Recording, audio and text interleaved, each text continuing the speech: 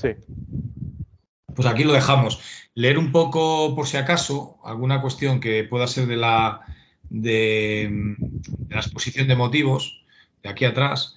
Unas cuestiones que están bien, que podrían dar lugar a una pregunta. Por ejemplo, según estaba mirando yo el otro día, ¿cuál era? Y a ver, un momento que aquí había una. De todas formas, esto después se desarrolla. En verdad, la exposición de motivos se desarrolla, pero es bueno leerla por lo menos, porque después, aunque se desarrolle, muchas veces nos la preguntan y para no liarnos. Esta de el reconocimiento, protección y apoyo a la víctima no se limita a los aspectos materiales y a la recuperación económica, sino que también se extiende a su dimensión moral. Aquí podrían sacar perfectamente una pregunta de que se limita únicamente, que no se limita y te lo dejan así, a los aspectos materiales y la recuperación económica. Es que lo que buscan aquí es reconocimiento, protección y apoyo de víctima en aspectos materiales, recuperación económica y, muy importante, dimensión moral. O sea que en verdad existen tres apartados aquí. Por eso hay que tener cuidado que al poner no se limita, que nos líen, ¿vale? No se limita, o sea, quiere decir que sí que va a buscar a favorecer los aspectos materiales de la protección económica, pero que no se limita solo a eso, sino que va más allá, que es la dimensión moral de la persona. Entonces, cuidadito con esa cuestión porque nunca se sabe, ¿eh? O sea, ahí pueden liarlo. Y después leer un poco lo que estábamos diciendo al final de la otra clase, leer un poco todo esto que viene desarrollado, pero para que nos suene, viene desarrollado en lo que vamos a desarrollar ahora en el articulado 1, 2, 3, etcétera. Y entonces aquí, cuando estamos hablando de víctimas, nos estamos refiriendo a cualquier víctima de cualquier delito. Eso nos dice a las víctimas de delitos, o sea, delitos en general, cometidos en España o que puedan ser perseguidos en España, con independencia de su nacionalidad. ¿Qué quiere decir eso? Que nos da lo mismo que la víctima sea marroquí, que la víctima sea alemana, que la víctima lo que sea. Es víctima de un delito que ha sido cometido en España o que pueden ser perseguidos en España. O sea, que pueden haberse cometido fuera de España, pero que lo podemos perseguir por el tema jurisdiccional, el principio de personalidad que estábamos diciendo, por ejemplo, y pueda ser perseguido en España, aunque se haya cometido fuera de España. Y por lo tanto, independientemente de su nacionalidad, o sea, nos da lo mismo, aquí sí que es la persona, nos da lo mismo que sea extranjero, que sea lo que sea. Esto es la persona, independencia de su nacionalidad, de si son mayores o menores de edad, eso es normal. O si estamos diciendo que cualquier cosa, o si disfrutan o no de residencia legal. O sea, que incluso cuál es también, lógicamente, porque estamos diciendo la persona, aunque estén ilegalmente en este país. Son, Buenas tardes.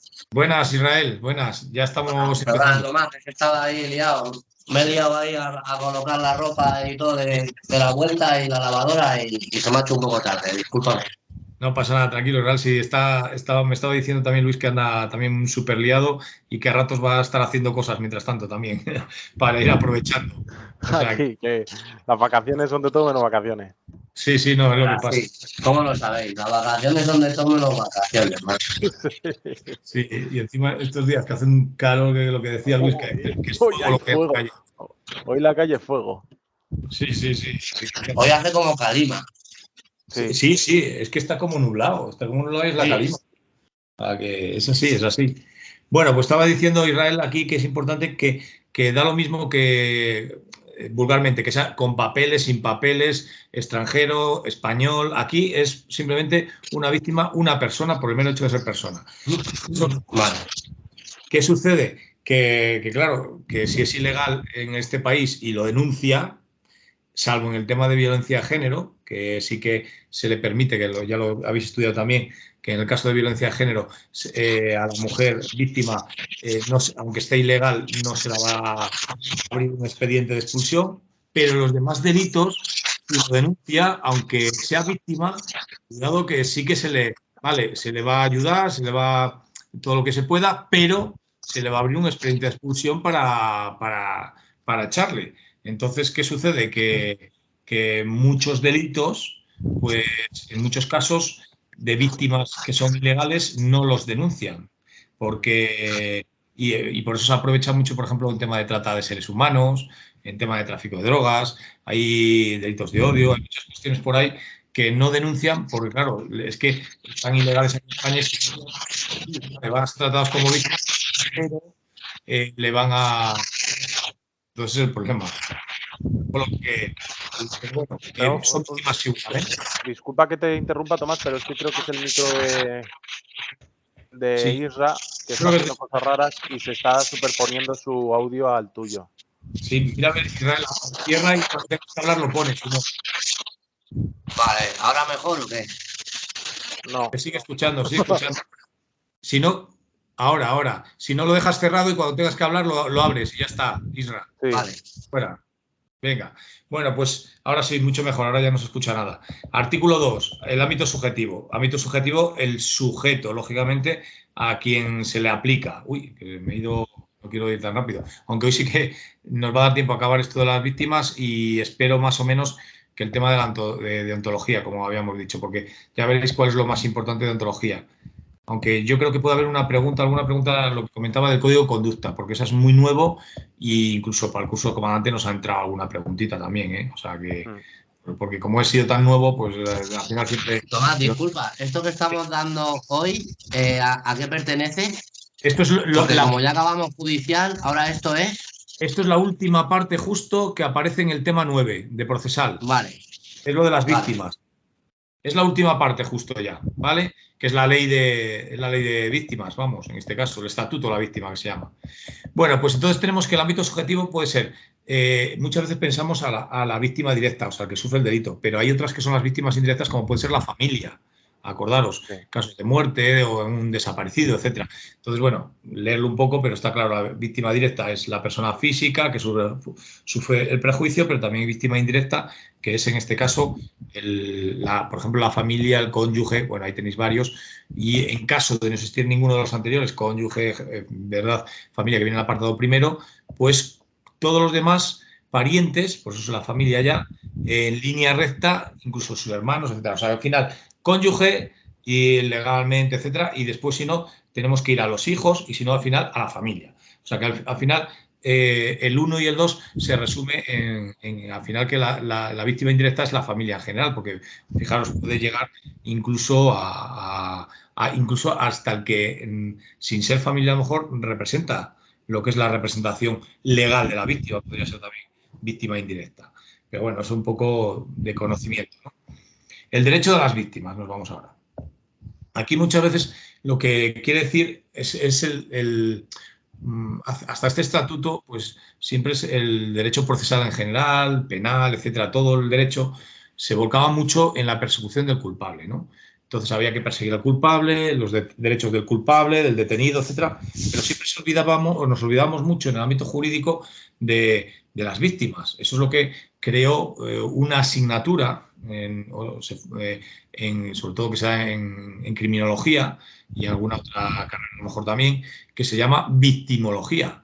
Y entonces por eso ese movimiento llegó a crear también este estatuto de la víctima para indicar que existían unos derechos que para intentar, lo que hemos visto antes, por ejemplo, que ponía en la exposición de motivos, no solo el aspecto material y económico, sino la dimensión moral. Entonces es la protección, información, apoyo, atención, profesional e individualizado, ¿no? Y no discriminatorio, sea la víctima de una nacionalidad, sea de otra, etcétera, ¿no?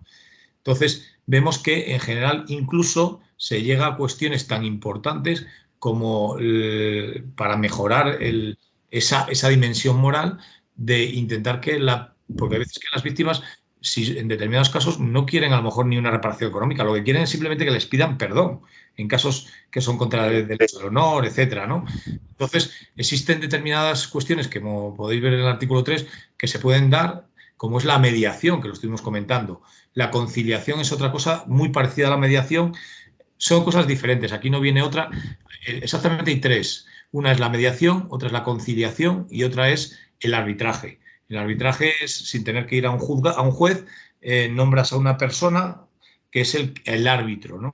El árbitro y firman que van a hacer caso a lo que diga el árbitro.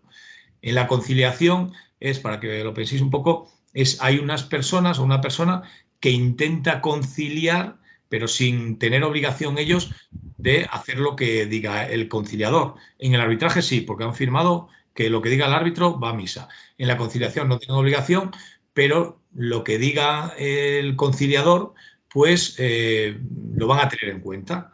Y en cambio, mediación es que las dos partes se tienen que poner de acuerdo ellos solitos. O sea, el mediador no les va a decir, tú haces esto, tú haces lo otro, no. Hace de portavoz, únicamente de lo que Hace de dice una de las portavoz, partes a la otra.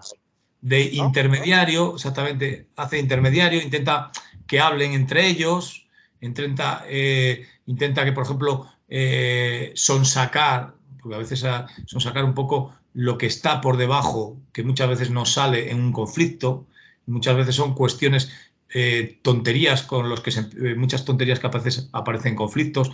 Hay mucha mediación escolar y mucha mediación familiar. Entonces, también puede haber mediación, a lo mejor ha habido un rollo entre familias y se han pegado entre ellos y resulta que y hay lesiones, etcétera. Entonces son víctimas de lesiones, etcétera, o alguna cosa y resulta que esto viene de un más allá, de cuestiones familiares, de que no se han sentado a hablar las cosas, etcétera, ¿no? Hay veces que no hay posibilidad, o sea, ahí se ve rápidamente, ¿no? En muchos casos, pero hay muchos otros, un número importante, que es por no sentarse a contar las cosas, ahí donde lo veis, o sea, a hablarlo. Y el mediador lo que hace es poner en valor cosas que si no, no saldrían, que las ve el mediador, pero que no salen de esa persona y se las explica al otro. Digo, mira, lo que está queriendo decir esta persona es que pasó esto. Y entonces el otro, no es así, es lo que quieres decir. Y el otro, sí, claro, quiero decir eso, pero claro, no sabe decirlo con palabras porque cualquier palabra que diga a lo mejor la dice mal y lo que hace es herir más. Entonces el mediador lo que hace es interpretar bien para que lo entienda bien el otro. Y entonces el otro dice, yo no lo había pensado de esa forma. O sea, yo estuve casi 3 años dando un curso en un máster de mediación y además daba técnicas de mediación y procedimientos y técnicas de mediación. Y está muy bien, ¿eh? He hecho alguna vez de mediador y la verdad que está bien, en cosas que no son muy graves, cosas que se ven, ¿no? Que se pueden hacer. Y después las partes es donde quieran ellos llegar al acuerdo. O sea, el mediador no impone ningún acuerdo, son ellos los que hacen el acuerdo y dicen hasta dónde quieren llegar. Esa es la diferencia, pero bueno, es un poco culturilla, ¿no? Para que conozcáis. Pero fijaros, esto sí no es culturilla, porque esto es importante y lo hemos dicho, lo habéis estudiado en el tema de violencia de género.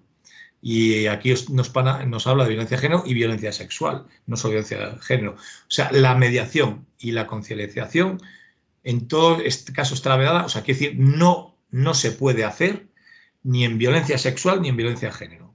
Esto es importante porque es una preguntita que podría perfectamente. O sea, en los demás delitos, por ejemplo, delitos de odio, sí que existe, sí que se puede la mediación y la conciliación. Pero en los delitos que son así como, bueno, violencia de género, todo es en contra del reo de una forma mucho más persecutoria en comparación con cualquier otro delito. Entonces entiendo, ¿no? Sí, también persecutoria, pero también porque tanto en violencia sexual como en violencia de género, como que lo quieren, ¿cómo te diría? Normalmente, por ejemplo, sobre todo en violencia de género y muchas cosas en violencia sexual, date cuenta que una de las problemáticas es que, y lo vemos sobre todo en violencia de género, pero podría ser en violencia sexual, es por esa superioridad que se cree, ¿no? El hombre sobre la mujer. Entonces, si intentamos una mediación, conciliación, la propia mujer que entra en ese ciclo de la violencia se cree todo lo que le dice el otro e intenta mediar y después al final volvemos al ciclo de la violencia. Empezamos con la luna de miel, no sé qué, no sé si os sabéis un poco, lo habéis visto esto un poco va.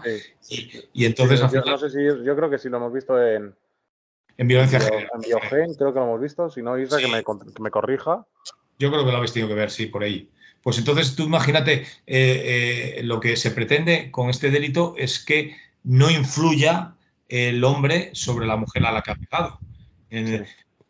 Si se ha creado este delito aquí en España como violencia de género, ha sido por esa tradición de, entre comillas, del sexo fuerte que siempre ha ido en contra del sexo, entre comillas, más débil, que ahora ya sabemos que es así, pero sigue existiendo desgraciadamente y no lo sabemos la gente que somos normales, pero hay gente que todavía lo sigue pensando y por eso sigue habiendo todas estas cuestiones, ¿no? Y entonces, pues si intentas esa mediación, esa persona que se ha visto sometida a ese energúmeno, ¿no? Por decirlo de alguna forma, pues al final se va a dejar llevar también. No tiene esa personalidad o suficiente fuerza si ha estado muchos años con ya violencia psicológica u otra, va a seguir Claro, haciendo. sobre todo para el tema de violencia familiar, ¿no? En plan, cuando son marido y mujer o cosas así, que la mujer pueda ser... Claro, claro, por eso, en violencia de género, que os pregunten, pero cuidado, violencia familiar, si es de la mujer el que ha intentado pegar, o sea, que ha pegado al hombre, eso se llama violencia doméstica, no violencia de género. Ahí sí cabría la Ahí sí mediación. puede haber mediación. Sí, Claro. sí, por eso, porque eso sería violencia doméstica, que sería cuando la mujer pega al hombre, que también ha habido casos, o sea, hay menos, pero y hay muchos menos de los que también conocemos porque muchos no se atreven Muchos a no se denunciar denuncian. y les da corte. O sea, yo he recibido denuncias. Eso, me ausento un segundito. Vale, nada, tranquilo. He recibido alguna denuncia de un hombre que le ha pegado a su mujer y maltrato psicológico y demás, ¿no? Bueno, como dirían muchos hombres, maltrato psicológico lo tenemos todos los días, dirían muchos hombres, ¿no? Pero bueno, Sí, sí, en la violencia doméstica que dice. Bueno, pero ahí sí que cabría la mediación y conciliación. Por lo tanto, no cabe ni en violencia de género, que es el hombre es a la mujer, y en violencia sexual. Violencia sexual eran los antiguos estos delitos también que se hablan contra la indignidad sexual, que ahora se llaman ya violencia sexual. Que eso en el repaso lo recordaré porque ahora esos delitos que había, delitos contra la indemnidad sexual, no sé qué, ahora ya no se llaman indemnidad sexual, se llama todo violencia sexual. Que eso es la última reforma que hubo después de haber dado nosotros ya derecho penal. Pero en el repaso os lo recordaré para que no se os pase. Y bueno, eso es un Tomás, poco importante. disculpa un Sí. momento, pero tengo que salir un momento de casa. No es nada grave ni Ah, nada tal. Lo que pasa es que hay un problema con la comida que he pedido y tengo que ir a recogerla. no Vale, te, no te, no entonces, te llevo. tardo 10 minutos como mucho. Vale, nada, tranquilo, como vamos Discúlpame. grabando Israel y yo, sin problema. Vale, perfecto. Déjalo ahí Ahora, grabando, déjalo puesto y así ya también, pues nada más perfecto. que llegues. Venga, tranquilo, hasta Hasta luego. ahora, muchas gracias. Disculpa. Nada, hombre, tranquilo. Bueno, y ahora nos vamos ya a los derechos básicos, que es los derechos que tiene la víctima. Y hombre, casi leyéndolos son lógicos. Y ahora que te has quedado tú, Isra, también lo puedes entender perfectamente. O sea, tú a una víctima lo que tienes que intentar es que te entienda en todo lo que le estás diciendo, porque lo hacemos ya lógicamente, con cualquier posible culpable o detenido, porque es un derecho que tiene, pues lo lógico la víctima también, que entienda lo que le estamos diciendo y qué derechos tiene, ¿no? Y desde cuándo, ¿no? ¿Desde cuándo hay que intentar esto? Pues lógicamente desde que se conoce o desde la propia interposición de la denuncia, pero también durante todo el proceso penal, ¿no? Eso es lo más importante. Entonces, cualquier comunicación que se haga con las víctimas puede ser no solo escrita, puede ser oral, puede ser escrita, como se quiera. Siempre se repite, pues como se ha visto en el 520 a los detenidos, el lenguaje tiene que ser igual, claro, sencillo. Hay muchas cosas que las tenemos igual. Me da lo mismo que sea para el detenido que sea para la víctima. Si lo tenemos para el sí, detenido... imagino que también un traductor, si lo necesitara, Sí, etcétera. Claro. exactamente, todo igual. Es que en verdad muchas cosas están copiadas, pero date cuenta que para el detenido sí que ya existía, pero para la víctima hasta que empezó este estatuto no había nada. ¿Ves? Mira, viene después incluso lo que estás comentando un poco más abajo. Dice medios de apoyo a la comunicación oral de personas sordas con discapacidad auditiva y sordociegas, por ejemplo, también. O sea, ahí tendría que ser como por ejemplo, un intérprete, ¿no? Incluso facilitarle el contacto como viene en ese apartado B al principio, con las oficinas de asistencia a las víctimas, porque muchas víctimas no saben, y mucha gente, como vosotros a lo mejor, no sabéis que existe una oficina de asistencia a las víctimas en cada provincia, y es gratuita esa oficina de asistencia a las víctimas. Incluso, aunque no haya denunciado, hombre, normalmente si ya ha denunciado hay que recoger la denuncia, pero incluso sin denunciar y sin querer denunciar, la víctima puede ir a esta oficina de asistencia a las víctimas gratuitamente y después ya ellos le asesoran, le ayudan, etcétera. Eso mucha gente no lo sabe, ¿no? Después el C, la víctima podrá ser acompañada de una persona a su elección. Esto es muy importante porque todavía ves muchas veces y te dicen en alguna comisaría o algún lugar que de Policía Nacional, Guardia Civil puede ser también, pero menos, que esa víctima va acompañada, como es mayor de edad, va acompañada de otra persona a su elección que le apoya, que tal, que le ayuda, y le dice, no, es que solo puede estar la víctima denunciante. No, el Estatuto de la Víctima, este artículo 4, apartado C, pone que puede estar conmigo una persona de mi elección. Y eso hay que tener mucho cuidado porque hay gente que hay alguna vez algún funcionario policial, guardia civil o policía nacional, que dice que no, que solo puede entrar Desde el momento en el que vas a poner la denuncia, te puede ir a acompañar a alguien. Sí, exactamente, puede ir. Tú imagínate, en el caso de que trato yo mucho ahora, ¿no? Los delitos de odio. Tú imagínate una persona LGTB que tiene 16 años o bueno, y que no quiere que lo sepan sus padres. Bueno, como es 16, pues bueno, por lo menos a lo mejor se le ocurre a alguien y dice, si no viene nadie, le llamo al Ministerio Fiscal o alguna cosa. Pero imagínate uno de 18 años, como es mayor de edad, pero que está todavía en su casa. Hoy en día los chavales de 18 años, depende, hay de todo, ¿no?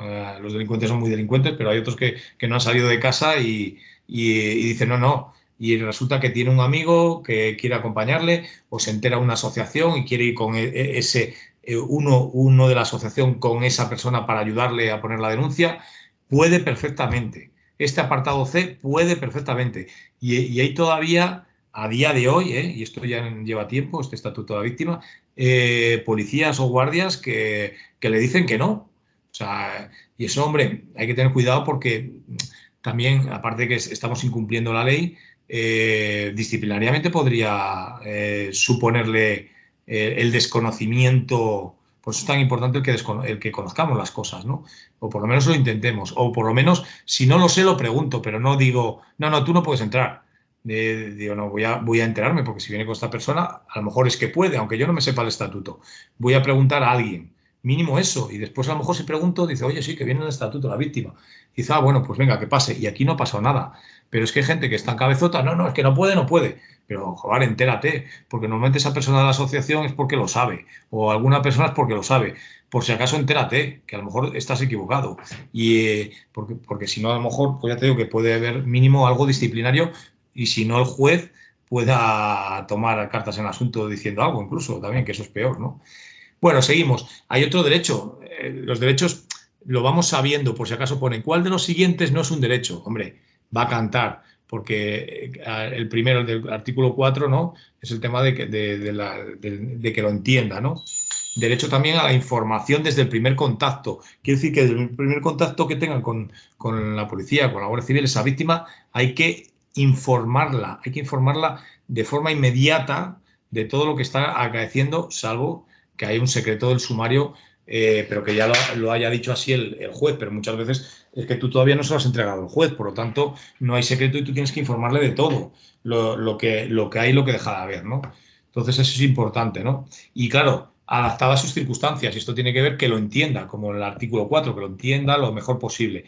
Y dentro de ello, con los siguientes extremos, esto leerlo un poco, porque cuáles son los apoyos que tienen, por ejemplo, la Oficina de Atención a Víctimas también, el derecho también a denunciar, a que pueda dar cualquier elemento de prueba si lo tiene, a que pueda, digamos, obtener asesoramiento de defensa jurídica gratuitamente si, por ejemplo, no cobra un tanto por ciento importante. O sea, en este caso sería nosotros ya ahí no tendríamos que saberlo porque eso va cambiando, pero es normalmente cuando cobra menos del 70% o algo así del salario mínimo interprofesional, pero que por lo menos que sepa que puede solicitarlo y ya se le concederá si está en esas vías, ¿no? Pero asesorarle todo lo posible, ¿no? Y si no, pues la Oficina de Atención a Víctimas para que le ayuden también. Solicitar medidas de protección, sí, la víctima, no solo de violencia de género, puede ser de otra, puede ella misma solicitar alejamiento. Otra cosa que después el juez se la dé o no. Que la víctima, que esa persona se aleje por pedir, puede pedir incluso que se vaya de su pueblo. Otra cosa el juez ya tome las medidas que crea, ¿no? Indemnizaciones, servicios de interpretación, traducción disponible, lo que acabas de comentar, Israel. También, lógicamente, si hace falta, pues tiene derecho a esa interpretación o traducción.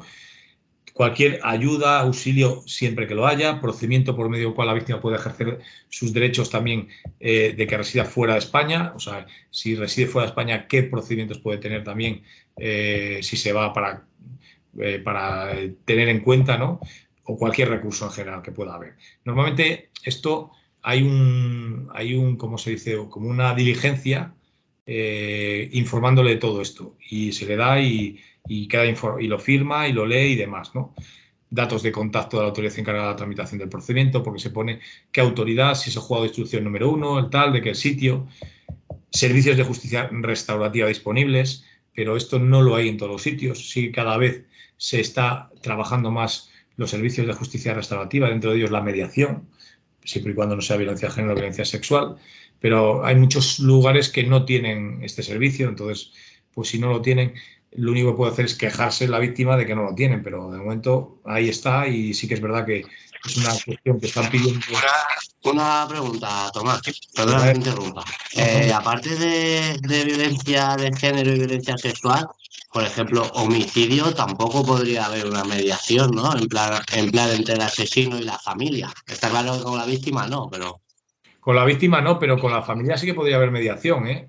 Porque date cuenta que en este caso, como no es violencia de género, cuida, si el homicidio es violencia de género, no, claro. O si el homicidio o por el homicidio es por violencia sexual, pero por ejemplo, si es un homicidio por otros temas, poder, claro que se puede. Otra cosa es que quiera la familia, ¿sabes?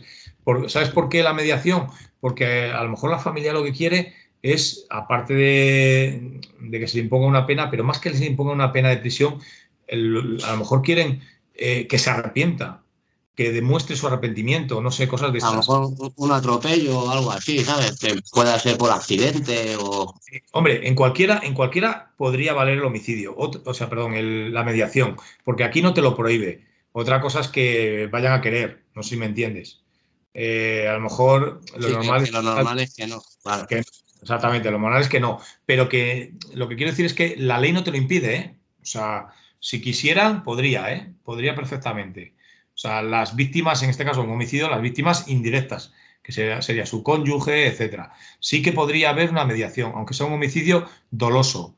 Hombre, lo normal es más en cosas como dices tú, de un atropello y cosas de esas. Pero que la ley no te lo impide, es lo que quiero decir, ¿eh? O sea, que si te ponen Sí, sí, algo, que como tal, como pregunta de examen, por eso, poder se puede. poder se puede, exactamente. Es lo que quiero, por si acaso, porque nunca se sabe lo que te pueden preguntar. Entonces, por eso.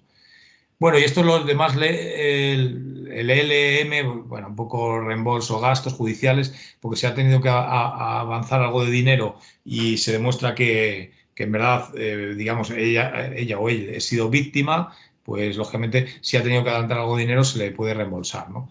Y bueno, y dentro de las comunicaciones hay que comunicarle todas las resoluciones que pueda haber, ¿no? Y actualizándolo en cada fase del procedimiento. Cada vez que haya algo, se le va actualizando. Otro, derechos de la víctima como denunciante, ahora en este caso nos habla, ¿no? Entonces, lógicamente, esta persona que es denunciante, pues como tal denunciante víctima, tiene derecho a obtener una copia de lo que ha denunciado. Eso es lógico, ¿no? Tú lo que firmas, pues normalmente tienes que tener tu copia de lo que has firmado, pues algo así, ¿no? Y asistencia lingüística gratuita. Esto ya venía en el apartado anterior como víctima, o sea, por lo tanto, como denunciante víctima es repetitivo, pues lógicamente también puede necesitar a lo mejor algún tipo de traducción, ¿no?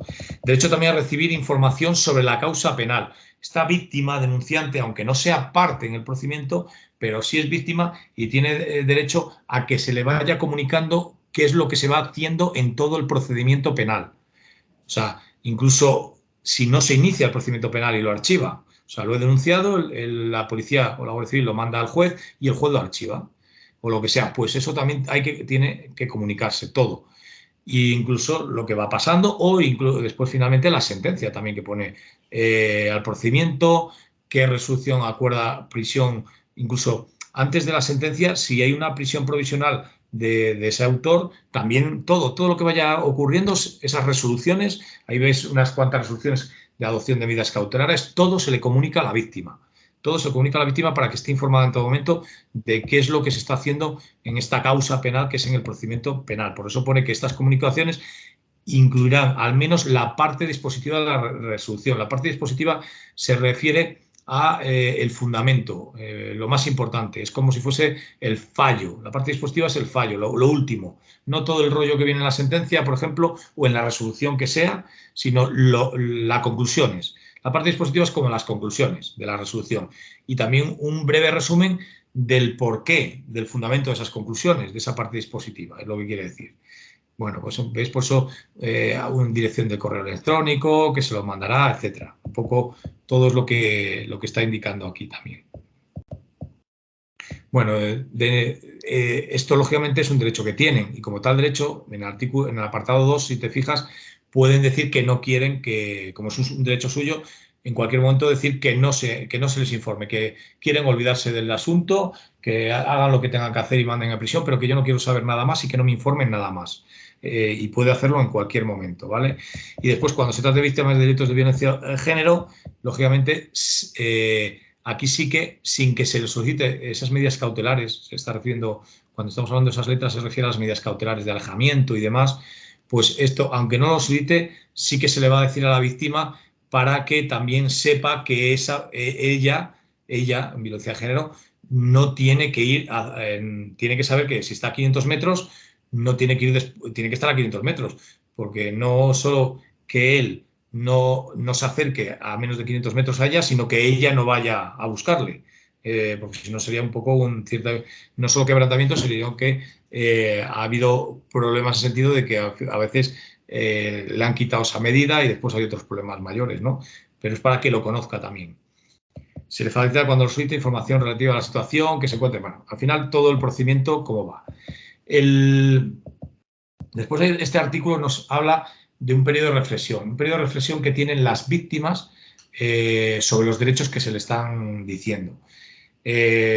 Para que reflexione, pues más que nada, y pueda a lo mejor quitar algún derecho, lo que sea, como hemos dicho. Entonces, por eso los abogados y procuradores no pueden dirigirse durante un tiempo, y esto es importante, ¿cuánto es el tiempo? Que son 45 días, hasta transcurridos 45 días, no pueden ni hablar, digamos, ni con las víctimas directas o indirectas, pero de determinados hechos, como son las catástrofes, calamidades públicas, o cuando hay muchas víctimas, que cumplan unos determinados requisitos y que puedan constituir delito, para ofrecerles servicios profesionales. ¿Por qué? Porque en esos momentos son más vulnerables. Perdón. En esos momentos es lógico. Imagínate que hay una catástrofe, una calamidad pública. Joder. A ver, y son más vulnerables porque muy fuerte. Y llega el típico abogado a conseguir clientes. Esto te lo llevo yo. No, está obligado que los abogados y procuradores y no puedan el darle, digamos, el ofrecerles esos servicios profesionales hasta los 45 días. ¿Para qué? Para que mediten todos los derechos que tienen, no hay, etcétera, y para que se aprovechen también otras personas en este caso. Esta prohibición quedará sin efecto en caso no que, por ejemplo, tú conozcas ya a alguien, tú le conoces porque es tu amigo o lo que sea, y tú eres el que lo solicitas. Ahí es distinto. Tú, aunque no haya transcurrido los 45 días y la víctima es el que lo pide y pide esos servicios, no hace falta esperar los 45 días. Los que no pueden es los abogados y procuradores ofrecerse. O sea, la víctima ir, si puede, independientemente de los días que sea, pero el abogado y procurador no puede llegar a ir con la tarjetita a ofrecerse, sino solamente la víctima porque le conozca, por lo que sea, ¿no? Entonces, quedaría sin efecto en ese caso en concreto. Y bueno, dará lugar a responsabilidad disciplinaria con infracción muy grave ese abogado o procurador que se ofrece en este tiempo, aparte de las responsabilidades que pueda haber. Y bueno, otra vez el derecho de traducción e interpretación, que lo hemos visto varias veces, lógicamente, si no habla o no entiende el castellano o la lengua oficial, aunque no sea, acordaros, no sea de una nacionalidad, o sea, aunque sea el catalán, vasco, si dice que no conoce castellano, también tiene derecho a que se le asista gratuitamente al intérprete o, como dice el B, a una traducción gratuita de lo que está diciendo él. Y a la traducción también gratuita bueno, de las resoluciones judiciales o de la información esencial. O sea, la traducción gratuita no es de todo, cuidado, de todo el atestado, de todo lo que quiera. No, o sea, se le asiste gratuitamente por un intérprete para que lo entienda, para hablar, ¿no? Traducción gratuita de las resoluciones que le afecten, pero traducción gratuita de la información que resulte esencial para el ejercicio de sus derechos. O sea, todo no se le traduce, pues sería inviable, vamos, o sea, sería impagable al traductor también en ese caso. Y bueno, tiene que ser informada, como al final muchas veces es repetitivo, porque al final es informada de cuándo, igual que hemos dicho, de todo lo que va pasando, pues lógicamente de cuándo va a ser el juicio, fecha, hora, etcétera. La asistencia de intérprete, como hemos visto con otras cosas del abogado en el detenido, pues puede ser por videoconferencia también o cualquier otro medio de comunicación. O sea que, vale, perfecto, Luis, estamos todavía aquí en el 9. Esto es muy parecido, al detenido. O sea, al final vemos que también puede ser por videoconferencia o cualquier cosa. La traducción escrita de documentos puede ser sustituida por un resumen oral. Lógico, imagínate que alguien quiere conocer algún documento y ese documento tiene 20 páginas y el traductor no va a traducir 20 páginas. El traductor lo que hace es un resumen de esas 20 páginas. O sea que, o alguien le hace un resumen para que el traductor haga la traducción de ese resumen. Porque el traductor no tiene por qué conocer temas jurídicos, ni mucho menos, ¿no? Bueno, y después, tema de actuaciones policiales, esa decisión de no facilitar la interpretación o traducción por algún motivo, lógicamente se va a recurrir ante el juez de instrucción. Y bueno, un poco por si acaso. Y ese recurso es el recurso que se llama recurso de apelación. Es lo que, por si acaso. ¿Qué tipo de recurso existe ante el juez cuando no se facilite la interpretación o traducción a la víctima? Pues un recurso en apelación, que se llama. Después está también el derecho de acceso a los servicios de asistencia y apoyo.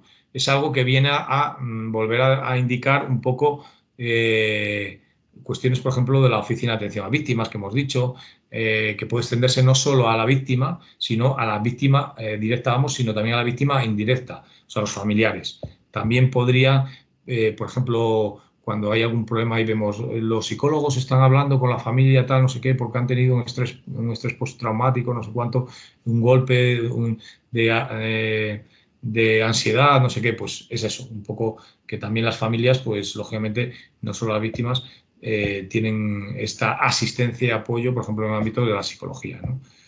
Después, participación de la víctima ya una vez abierto el proceso penal, pues sí que se habla de que va a tener una participación activa, lógicamente, porque si este estatuto es para darle, como estamos comentando, mayor importancia, ¿no?, a la víctima. Entonces, por lo tanto, hay que darle ese peso a la víctima.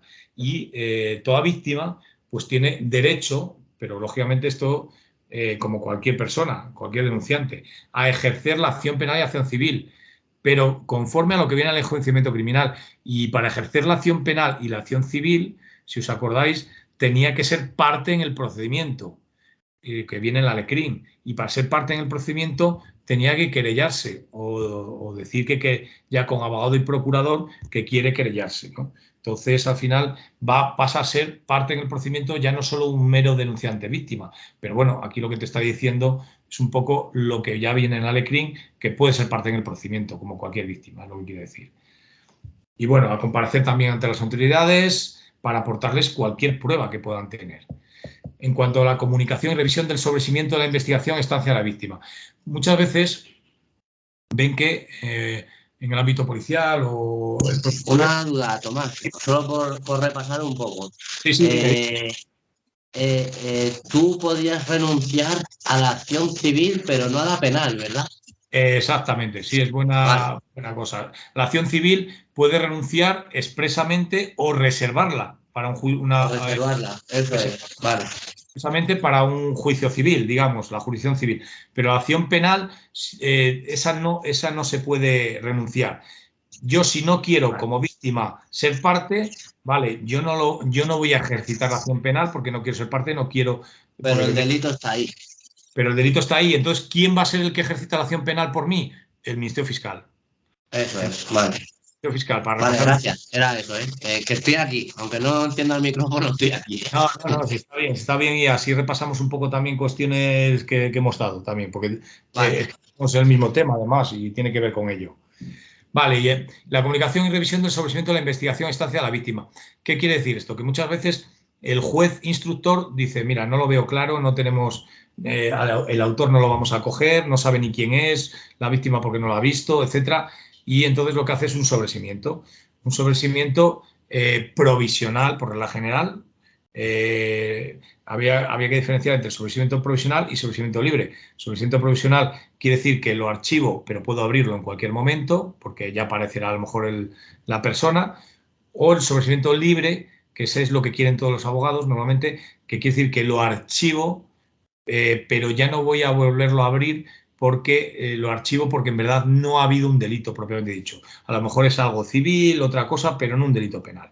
Entonces, o un sobreseimiento libre porque existe una eximente de esa persona, por lo tanto, ya incluso lo sobreseo desde el principio o incluso continúo y al final se tiene que cerrar porque hay una eximente total, ¿no? Entonces, eso es lo que quieren normalmente, que es el sobreseimiento libre. Pero lo normal es un sobreseimiento provisional porque faltan pruebas, porque no tenemos al autor, porque no tenemos pruebas suficientes a esa persona. Y la propia víctima, lo que quiere decir este artículo 12, es que puede también intentar, ¿no? Que se revise. Puede solicitar que se revise ese sobreseimiento provisional para que no se archive de momento el procedimiento, es lo que quiere decir. Y por eso, como dice el apartado 2, podrá recurrir a la resolución de sobreseimiento de acuerdo a la LECRIM. Pero eso es lógico, ¿no? Cualquier víctima puede perfectamente, el que no lo va a recurrir es a lo mejor el que estaba detenido y como no hay pruebas suficientes, lo sobreseen provisionalmente. Ese no lo va a recurrir porque le viene bien, pero a la víctima es la posibilidad de recurrirlo. Y después también la participación de la víctima en la ejecución, ¿no? Como dice aquí. Es que le será cualquier resolución que haya, hemos dicho que se le va a ir notificando a la víctima. Y muchas veces, la mayoría de las cuestiones, la propia víctima va a participar en la ejecución de esa resolución por parte, para que se cumpla, por decirlo de alguna forma. Y así nos dice por eso, aunque no se hubiera mostrado parte en la causa, o sea, incluso aunque no se hayan querellado, sí que la víctima denunciante, sin llegar a ser parte, sí que puede participar en la ejecución. Porque participar en la ejecución quiere decir ayudar en cierto sentido, ¿no? ¿Y en qué tipo de delitos? Pues delitos que son muy importantes, como homicidio, aborto, lesiones contra la libertad, tortura de integridad moral, libertad e integridad sexuales. Esto lo tendríamos que cambiar, ¿vale? Ahora, pero tendremos que cambiar. A lo mejor vamos ahora a cualquier buscador o a noticias jurídicas y nos sigue apareciendo. Recordaros que os tengo que poner esto y ya. Ahora ya no se llama delito e indemnidad sexual, se llaman delitos contra la libertad sexual. Vale. Delitos contra la libertad sexual. O sea, que han quitado lo de indemnidad. Exactamente. O sea, donde veáis ahora todo el tiempo esto, y en penal igual, aunque lo repasaremos, ya no se llama delitos contra la libertad e indemnidad sexual, se llaman delitos contra la libertad sexual y punto. ¿Vale? Por si acaso, no sé, pusieran alguna cosita para confundirnos. De todas formas, cuando vayamos al repaso del penal os lo volveré a recordar. Pero si os pone aquí algo de esto también, que sepáis que es delitos contra la libertad sexual. Después, delitos contra robo cometidos con violencia e intimidación, terrorismo y delito de trata de seres humanos. Aquí, ¿qué es lo que pueden hacer si quisieran hacer una pregunta? Pues, ¿cuál de los siguientes no es? Y te meten, en vez de delitos de homicidio, te meten, por ejemplo, de lesiones, aborto, delito contra la libertad, pues no sé, un delito, yo que sé, un delito de estos de cohecho, o delito de tráfico de influencias o cualquiera de esos. Eso no está. ¿Cuál de los siguientes no es? Ninguno que no está dentro de estos que estamos comentando.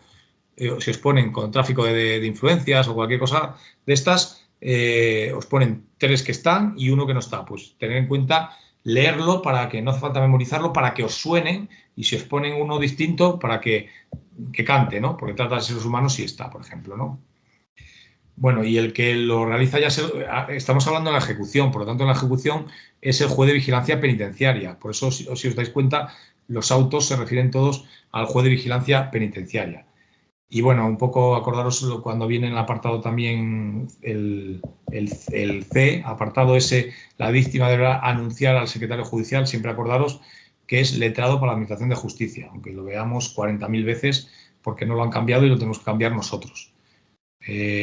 La víctima deberá anunciar al letrado de la Administración de Justicia competente su voluntad de recurrir dentro del plazo de máximo 5 días contados a partir del momento en que se le hubiera notificado cualquier auto de libertad condicional, porque este se refiere al C. Entonces, si, por ejemplo, imaginaros que ese autor, normalmente lo que, acordaos que tiene que, esto lo veis muchas veces en la película, va a salir en libertad condicional, entonces se le avisa a la víctima. Dice, esta persona que casi te mata, homicidio tal, no sé qué, ya ha cumplido tal sentencia, tal no sé qué, y va a salir a partir del día tal en libertad condicional. Eso tienen que comunicárselo a la víctima. Y la víctima puede recurrir esa libertad condicional. Otra cosa es que le hagan caso o no. Y bueno, para el anuncio del presente recurso no será necesaria. Aquí sí que no hace falta asistencia de abogado porque lo que interesa aquí es la mayor facilidad para la víctima que pueda recurrir cualquier puesta en libertad, aunque sea incondicional, del que fue su autor, ¿no? Y las víctimas, bueno, pues también están legitimadas, ¿no? Pues para interesar que se impongan al liberado condicional aquellas medidas. Pues imagínate que vale, sí, ha cumplido tal número de años, es normal que den la libertad condicional, pero tiene que ser con estas medidas. Por ejemplo, alejamiento de mí todavía tanto tiempo. Él puede proponer, el juez de vigilancia le hará caso o no. E incluso facilitar cualquier información relevante que pueda influir en la persona de la víctima también, ¿no? Entonces, un poco, también cualquier cosa van a ir en ese recurso al juez de vigilancia penitenciaria. Y bueno, antes de dictar alguna de estas resoluciones, da traslado a la víctima, el plazo de 5 días. Siempre los plazos, como veis, son de 5 días.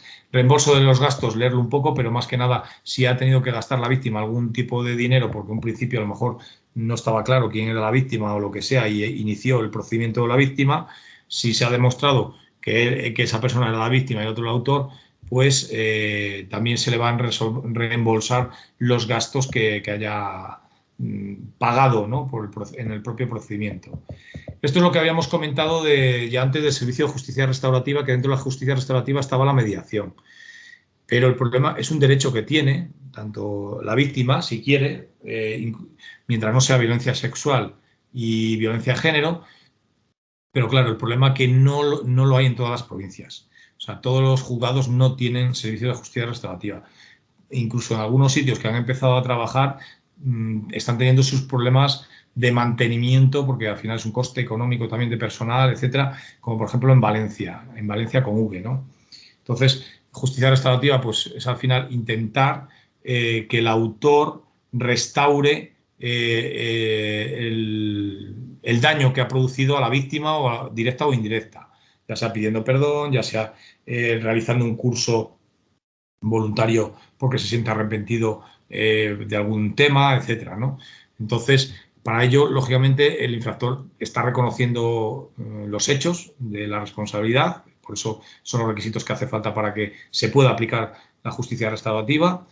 Tiene que prestar la víctima el consentimiento después de haber recibido la información, porque, por ejemplo, sobre todo si hay el procedimiento de mediación, y también, lógicamente, el infractor tiene que prestar su consentimiento para que puedan, al final, esa restauración o, por ejemplo, en el procedimiento de mediación, y ese procedimiento de mediación no sea un riesgo para la seguridad de la víctima, lógicamente. Esto tiene que haber perfectamente, ambos tienen que dar su consentimiento, pero también hay que ver que no vaya en contra de la propia seguridad de la víctima. Y que no esté prohibido por ley por el delito cometido, violencia sexual, violencia de género, que lo acabamos de decir. Y bueno, cualquier debate que haya dentro del procedimiento de mediación son confidenciales, pero es que eso entra dentro de lo que se conoce como la mediación. Todo lo que pasa en esa sala, pasa en esa sala y no sale de esa sala. Y el mediador, por ejemplo, que lo escucha y está haciendo de intérprete un poco con todos y les está proponiendo cosas, más que proponiendo, le está diciendo, porque él no propone, el mediador, sino lo que hace es, lo que dice uno, se lo explica al otro, lo que dice el otro se lo explica al uno, etcétera, para que al final ellos sean los que propongan cosas, ¿no? Pero todo queda ahí dentro. Fuera no se puede contar porque a veces hay muchas cosas que son de intimidad, de determinadas cosas, que es para lograr, digamos, un acercamiento entre las partes, ¿no? Entonces, por eso es totalmente confidencial. Estos cursos que estoy diciendo, este máster donde estoy impartiendo también clases, sirven para después inscribirse en el registro de mediadores del Ministerio de Justicia. Entonces, tienen su propio código ontológico como mediador y no pueden incumplirlo también, ¿no? Eso sí, como viene en el apartado 3, y eso es una de las reglas de la mediación también, en cualquier momento pueden salirse de la mediación, o sea, no continuar con la mediación, revocar ese consentimiento que hemos dicho, porque es totalmente voluntario por ellos, de intentar arreglarlo de alguna forma o llegar a algún acuerdo entre ellos. Justicia gratuita, pues lógicamente si las víctimas no tienen ni un duro, pues se le puede, para tener el tema del abogado, etcétera, para algunas determinadas cuestiones que puedan necesitar. En violencia de género no miran ni si tiene dinero o no tiene dinero la víctima. Independientemente del dinero que tenga la víctima, se le va a poner abogado gratuito, justicia gratuita también, que eso seguro que también lo habéis estudiado ya también.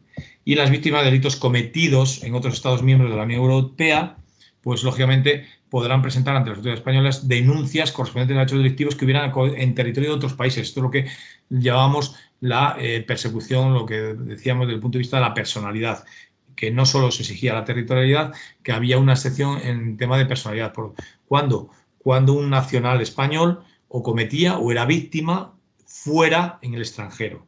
Entonces, se podían poner... Aquí tengo una duda, Tomás, de esto que estás hablando justo. A ver, tú que de estas cosas es lo que más me entiende. Verás, lo del chico este, el de Tailandia, ha salido hoy que la policía tailandesa, bueno, la jurisdicción tailandesa, digamos, ha dicho que se le va a imputar por homicidio premeditado. Y allí eso está castigado con pena de muerte. Sí. Entonces, mi duda es, ¿España puede...? Claro, o sea, ¿vas a permitir que maten a un español porque en otro país allí está penado con pena de muerte? Y claro, como ellos no están... O sea, por ejemplo, en el tema 1, que lo estuvimos dando, lo de los derechos de... Y además lo tengo por aquí. En la Declaración Universal de los Derechos Humanos, o sea, no está permitido las penas de muerte, ¿no? Ni las torturas, ni esas cosas. Sí, pero hay países que no lo han firmado, hay países que no lo tienen firmado, aunque sea Declaración Universal de Derechos Humanos.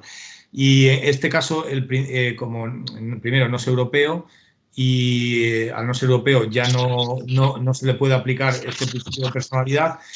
¿Con qué países se puede aplicar este principio de personalidad que estoy comentando? Entonces, con países europeos o de otros países con los que tengamos tratado internacional en vigor. Lo que pasa es que con Tailandia no tenemos ningún tratado internacional.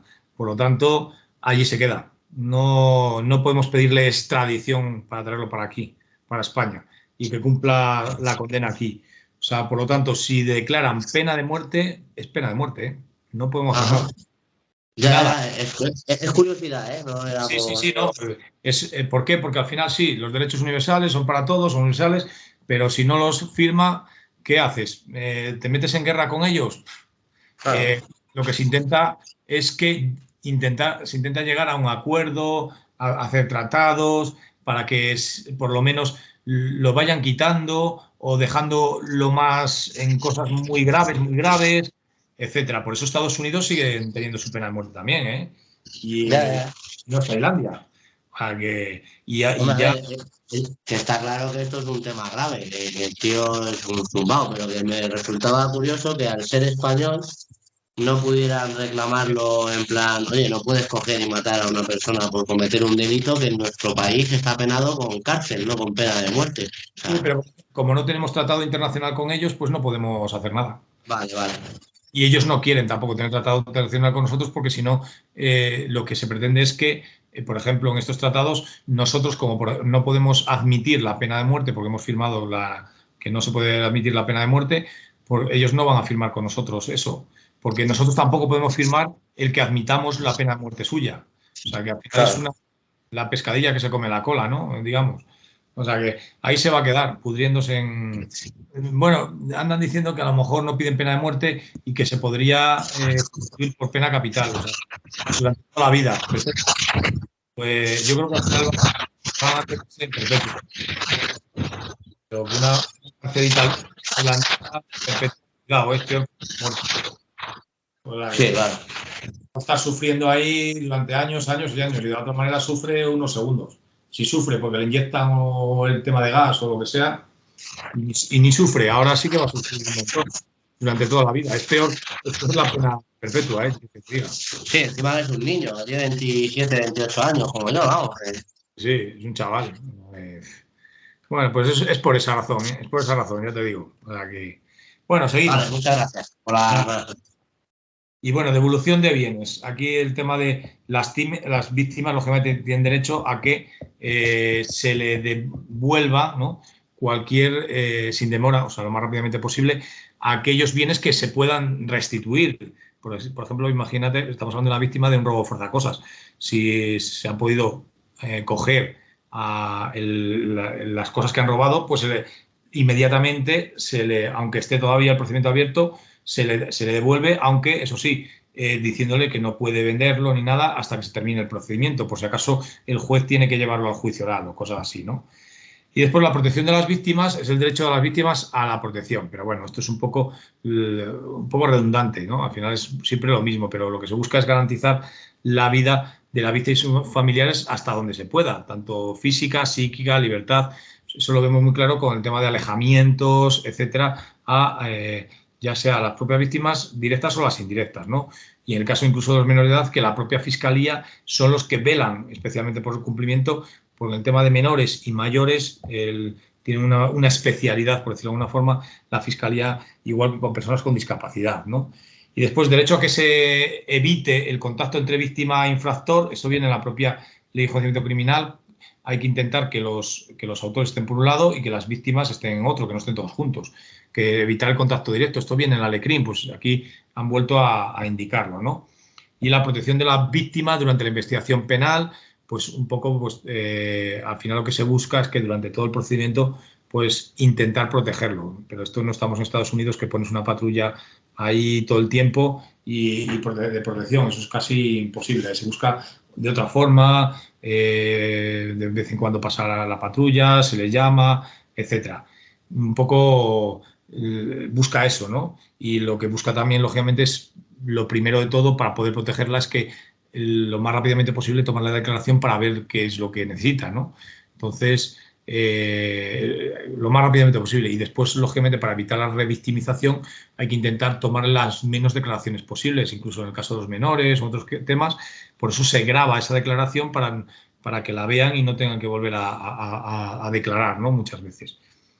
Que por eso las víctimas pueden estar acompañadas, lo hemos dicho antes también, además de un representante procesal, en su caso el representante legal, o una persona a su elección, como decíamos antes, y también posibles reconocimientos médicos. También de las víctimas, por ejemplo, si ha habido una violación, si ha habido algo, de lo primerito que hay que llevarlo al médico forense para que la examine y sacar, y ahí ya incluso hay pruebas que van a servir para el propio juicio oral que se está haciendo en la parte de instrucción de investigación también, ¿no? Lógicamente es derecho a la intimidad, no se puede, estamos recogiendo datos que son especialmente sensibles, primero datos de una persona, nombre, apellidos, etcétera, y de cosas íntimas, a lo mejor de una violación, etcétera, y que no pueden, digamos, no puede conocerlo ni difundirse, ni facilitarlo, ni mucho menos a un periódico, como pasa algunas veces, ¿no? Y la evaluación individual de las víctimas a fin de determinar sus necesidades especiales de protección. Esto es una cuestión que se pide para todos los delitos. Para la violencia de género se hace por el tema de Biogen, pero que ya está informatizado. Pero hay otros delitos que no es tan fácil, no está informatizado porque tampoco es tan fácil, pero sí que se pretende que en todos los delitos, por lo menos el funcionario policial evalúe qué necesidades puede tener la víctima de protección. de acuerdo a lo que le está contando, aunque sea de forma muy subjetiva, porque a veces es lo que está viendo esa persona, porque no, pero cualquier cosa puede servir para esa protección, y para ello, pues lo que van a tener en consideración esa persona es primero las cuestiones más importantes y personales de la propia víctima, si es más vulnerable, menos vulnerable, si es una persona con discapacidad, si es un menor de edad, etcétera, ¿no? La naturaleza o la gravedad del delito también va a tener que ver para valorar esa necesidad o no también de la víctima. También se van a valorar especialmente en unos determinados delitos. No es lo mismo un robo forzacosas, que nos digan, bueno, pues mira, han robado en mi casa cuando yo estaba en la playa. Bueno, pues vale, pero no te va a pasar nada. Le ha pasado a tu propiedad, pero a ti, tu propia vida no parece que vaya a sufrir nada, ¿no? Pero en cambio un delito de terrorismo, organización criminal, temas de violencia de género, otra vez delitos contra la libertad sexual, acordaros que aquí estos los tenemos que ir sustituyendo todos, delitos contra la libertad sexual, quitamos lo de indemnidad, trata de seres humanos, delitos de desaparición forzada, delitos cometidos por antisemitas u otros referentes.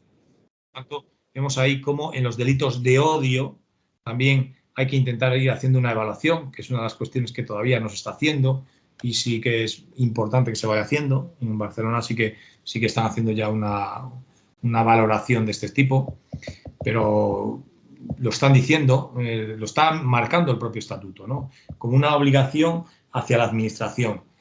Y bueno, por lo tanto, también muy importante las circunstancias de todo el delito, sobre todo esos son violentos. Eso es muy importante, lógicamente, para ver qué necesidades tiene la víctima de protección. La competencia del procedimiento, pues lógicamente aquí para la valoración de las necesidades de la víctima y utilización de las medidas, si estamos hablando de que estamos en la fase de instrucción, porque el guardia o el policía que ha cogido la denuncia se lo manda ya al juez de instrucción, lógicamente esas necesidades las va a valorar el propio ámbito policial con el juez de instrucción, o en su caso el de violencia sobre la mujer, pero bueno, eso aparece informatizado y ya nos lo marca esa evaluación, ¿no? O los funcionarios de policía que actúen en la fase inicial de investigaciones. Por lo tanto, ¿qué quiere decir? Que desde el primer momento el Guardia Civil, el Policía Nacional ya puede ir tomando decisiones que se las transmitirá al juez, o incluso si van al juez, el propio juez es el que puede realizarlo. Y si estamos ya en la fase siguiente, que es la de juicio oral, de enjuiciamiento, pues lógicamente es el otro juez, el juez que va a ser el juez que le corresponde, en este caso, enjuiciar, que es el otro, que normalmente no es el mismo, ¿no? Lógicamente, dependiendo de la fase que estemos, pero bueno, desde el principio, la Guardia Civil, la Policía Nacional, la Fuerza de Cuerpo de Seguridad en general, ya tienen que ir, en estos casos que hemos dicho, y evaluando las necesidades que puede tener una determinada víctima de protección. Por eso, bueno, incluirá siempre aquellas que hayan sido manifestadas con aquella finalidad, bueno, leerlo un poco. Si hay algún, en caso de menores de edad, discapacidad, también hay que tener en cuenta las opiniones de estas personas, es lógico. Y bueno, los servicios de asistencia a la víctima también solamente podrán facilitar a terceros información que hubiera recibido la víctima con consentimiento. O sea, cualquier información que nos dé la víctima, si queremos transmitirla a otras personas para esa protección, tiene que darnos su consentimiento expreso la víctima, por el tema de protección de datos, como estamos diciendo. Bueno, medidas de protección, pues dentro de las medidas de protección que se pueden tomar en esa evaluación que estamos diciendo del anterior, es, pues, por ejemplo, que se les reciba declaración de dependencias que están especialmente realizadas. O sea, muchas veces es una utopía, porque un cuartel es las dependencias que tiene y lo que tiene, no hay más. No hay no es como una comisaría grande o una comandancia que puedes tener más dependencias. Especialmente preparadas para tomar manifestaciones, pero bueno, si se tiene, pues se debe intentar que se reciba declaración por profesionales que sean especiales, que tengan la especialidad o que estén ya formados, ya sea en violencia de género, ya sean delitos de odio, ya sea en terrorismo, o sea, que controlen un poco la materia, porque siempre van a ayudar más a entender y a poder preguntar a la víctima. Que todas las tomas de declaración a una misma víctima les sean realizadas por la misma persona para evitar la revictimización y intentar ahí en ese caso, o incluso, si no directamente con el juez, para evitar que no tenga que declarar lo mismo 40 veces. Y bueno, si estamos, alguno de las víctimas que hemos visto de trata de seres humanos, explotación sexual, etcétera, pues lógicamente hay que intentar, o violencia sexual, que sea personas del mismo sexo. Si es una mujer, intentar, no tiene por qué ser, pero que sea también, por lo tanto, mujer, porque se ha demostrado pues, que siempre ayuda a empatizar con la persona, ¿no? Y bueno, en la ley de enjuiciamiento criminal pues se podrán tomar determinadas medidas como el que hemos dicho, evitar el contacto visual, garantizar que la víctima puede ser oída sin estar presente en la sala de vistas mediante la utilización de tecnologías, o sea, que no tenga que ir, digamos, al juicio oral, sino que ya esté grabado y se lleve al juicio oral. Medidas para evitar que se formulen también preguntas relativas a la vida privada, o sea, intentar no buscar, a no ser que sean necesarias, hay que intentar en este caso pues evitar medidas, o sea, o preguntas que sean muy íntimas, no sé que sean necesarias. Vale, de momento. Y bueno, la vista oral se refiere al juicio oral sin presencia del público, puede ser a puerta cerrada. Esas son medidas que se pueden tomar incluso si va al juicio oral, porque muchas veces con la grabación vale. Esas son medidas que se pueden tomar. Y después medidas de protección para menores, personas con discapacidad, etcétera, o de temas de violencias sexuales, pues lógicamente esas medidas que hemos visto, pues en estos casos se va a tomar una mayor diligencia, ¿no? Para evitar esa revictimización, que nos entiendan, que sean más fáciles, digamos, de hablar con ellos. Por eso aquí es donde claramente tienen que ser grabadas. O sea, en las otras pueden ser grabadas, pero aquí es obligatorio. Menores, discapacidad o víctimas de violencias sexuales tienen que ser grabadas y tienen que ser realizadas, también poder recibirse por personas expertas, aunque bueno, en otro caso también podría, ¿no? Pero aquí es donde se suele utilizar más. Y el fiscal, ¿no? Por regla general, pues puede recabar al juez o tribunal una determinada información, porque el fiscal es el que tiene esa protección última, digamos, en este sentido. ¿Y en qué casos? Bueno, pues cuando ve que los representantes legales, los tutores, por ejemplo, no hacen su trabajo o que en verdad hay un conflicto de intereses, entonces es el fiscal el que tiene que tomar las riendas del asunto. Hay conflictos de intereses en general, es el fiscal, porque puede haber conflicto de intereses, por ejemplo, entre el padre y la madre, y es el menor el que está denunciando, ¿no? O cosas así, leerlas un poco porque es un poco lo que más hemos visto. Y aquí nos habla justo una de las cuestiones importantes que hemos dicho que muchas veces no conocen la gente, que es las oficinas de asistencia a víctimas, que existen en cada provincia.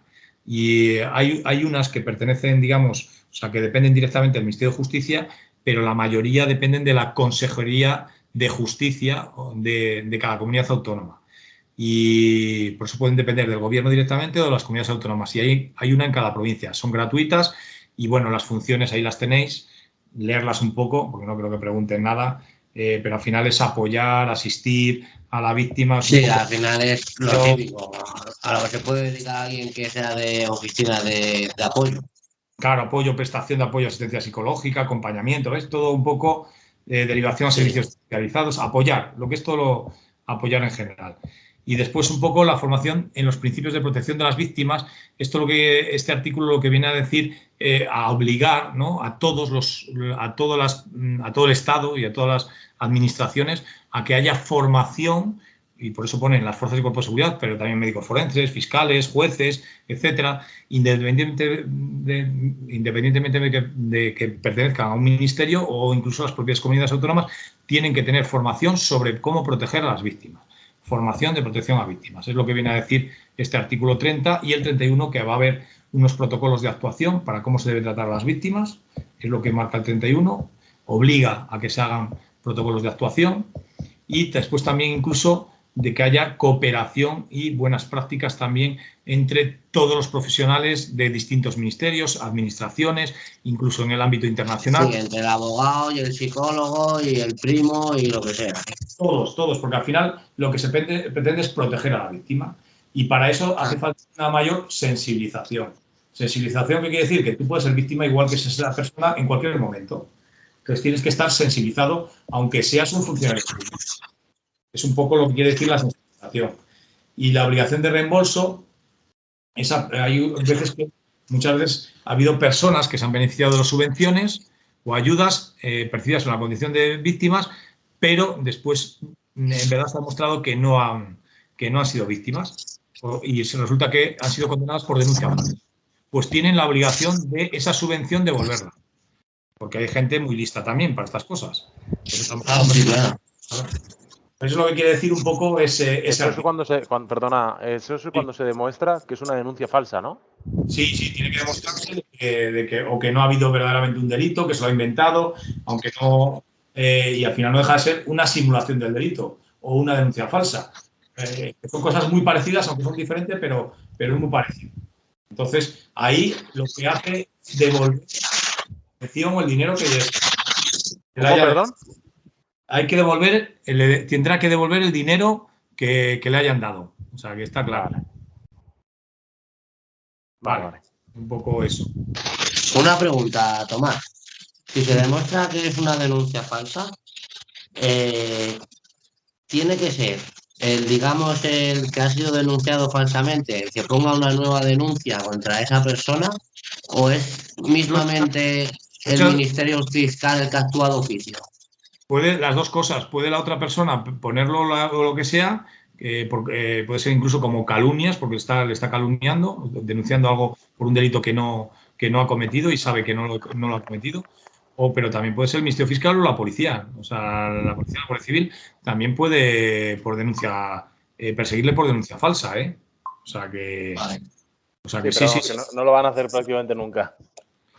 Bueno, depende. Nosotros sí que... depende de la situación y seguramente de lo polémico que sea, pero... Sí, lo que pasa es que, mira, yo sí que hemos detenido a gente por denuncia falsa y simulación del delito. Lo que pasa es que no había percibido ninguna subvención, ni había percibido nada.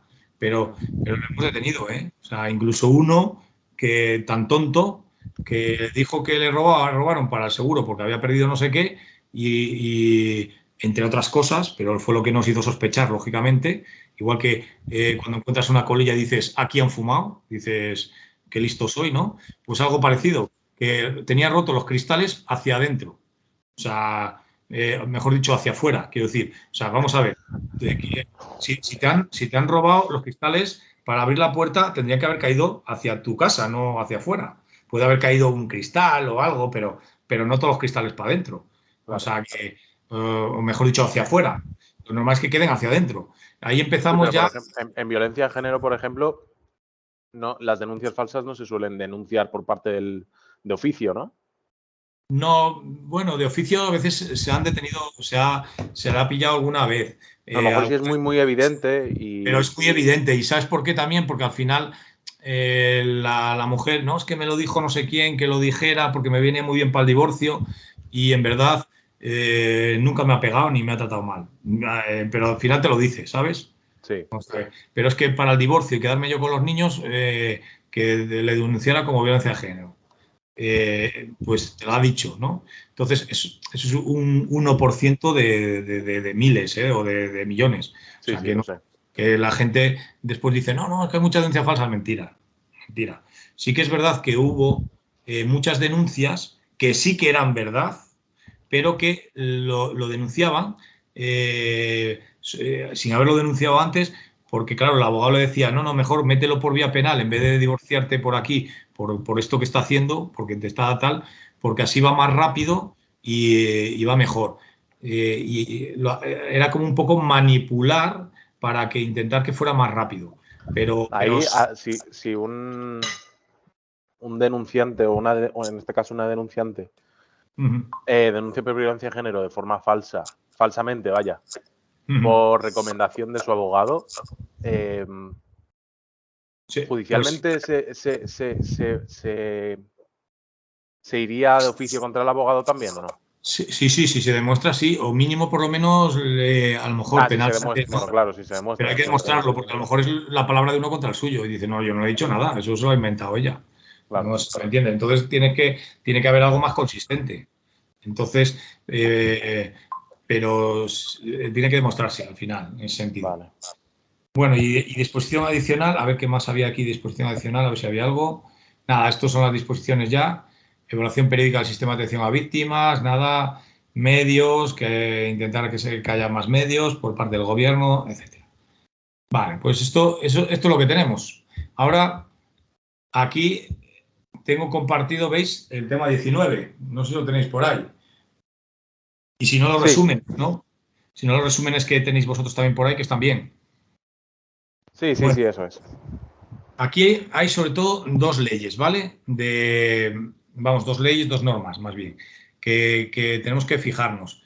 De podría caer alguna, pero solo leyéndolo, vamos a leer alguna cosa, solo leyéndolo un poco por encima o lo que tengáis en esquema es suficiente. Porque cuando ponen alguna pregunta de los principios básicos sobre el empleo de la fuerza y de armas de fuego de los funcionarios encargados de hacer cumplir la ley, es muy sencilla, porque al final esto es sobre lo que nos hemos basado también la normativa interna española. Lo que sí que a veces preguntan, y esta sí que hay que saberla, no es leerla, es de dónde viene. Entonces, tenemos que saber que son adoptados por las Naciones Unidas, ya el 8º Congreso no hace falta tanto, Naciones Unidas sobre prevención del delito y tratamiento del delincuente, que se celebró en La Habana, Cuba. Pero es de Naciones Unidas, que nos pongan otros por ahí, ¿vale? Y fue ya en el año 1990, tiene ya muchos años, por eso nosotros nos hemos basado en estas cosas en la normativa que hemos tocado. No obstante, hay cosas que tenemos en la propia Constitución que es de antes y que vienen a decir cosas que ya vienen aquí, ¿no?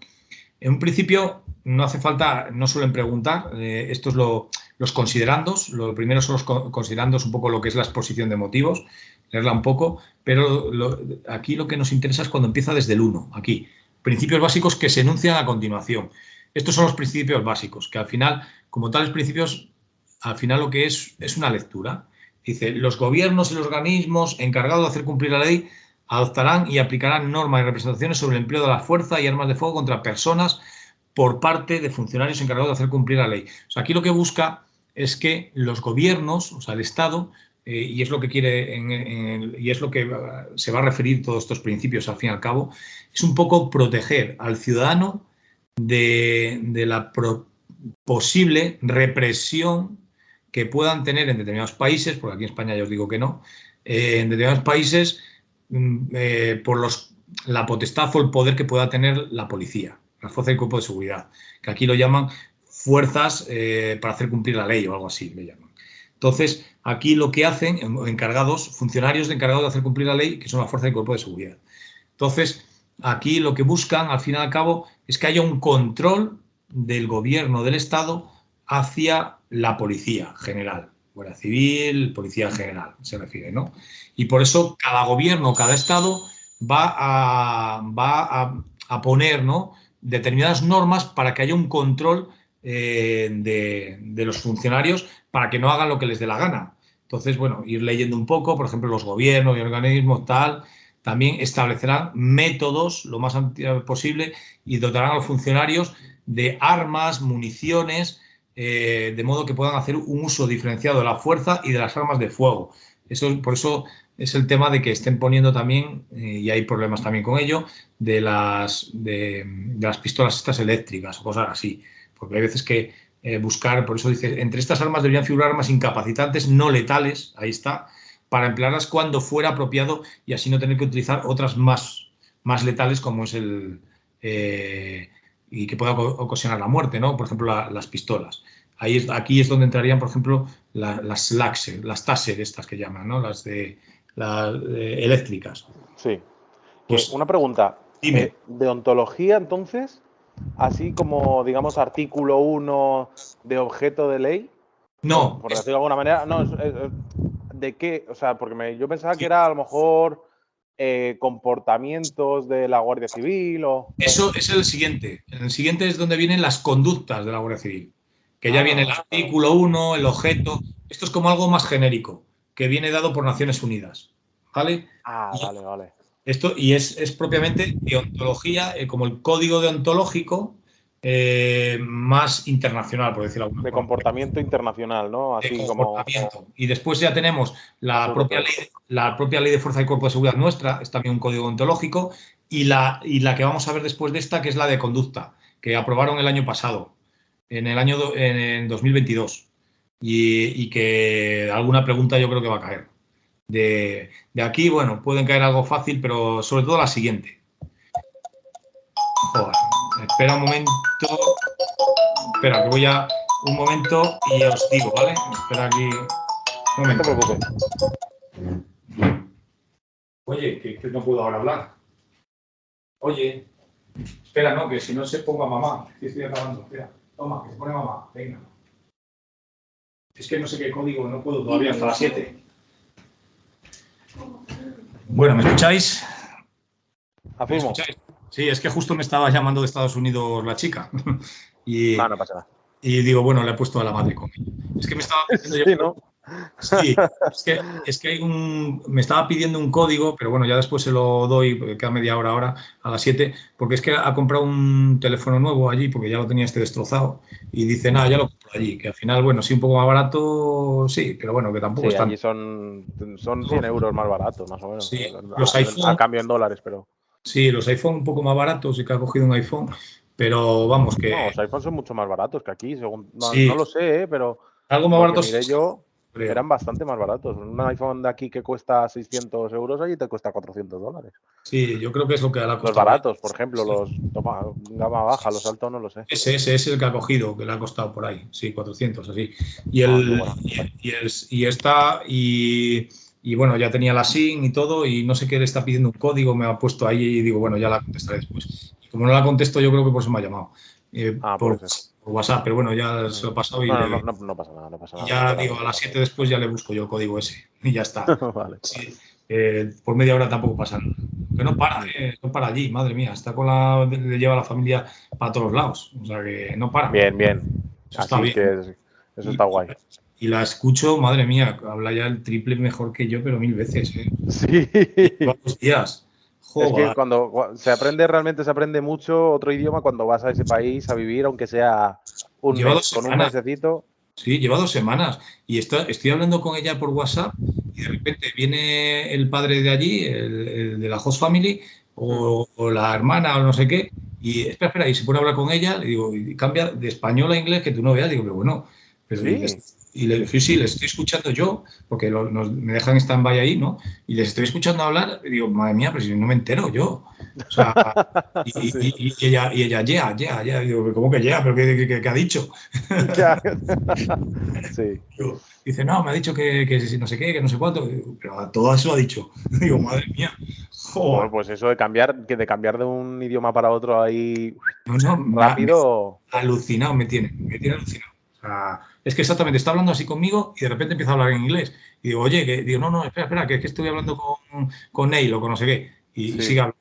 Porque yo creía que estaba hablando conmigo, yo qué sé. O sea, claro, lo que dices tú, cambiando así, tan pronto. Claro, joder, eso es súper bueno, según tengo entendido, para los idiomas. Está hablando yo un rato así, tal, no sé qué, y según está, sin parar ni nada, espera, que ahora te atiendo, que te digo una cosa, no te vayas, y sigue hablando. Digo, bueno, esta tía de qué va. O sea, increíble, vamos, increíble. Tú te has sacado carreras y ella va a sacar idiomas, por lo que parece, ¿no? Este paso, vamos, madre mía. Va a tener que dar clases particulares al final, ya verás. Pues que no te extrañe, la verdad. Bueno, fijo, a este paso. Bueno, pues venga, aquí esto es, como ves, mucho más genérico, ¿no?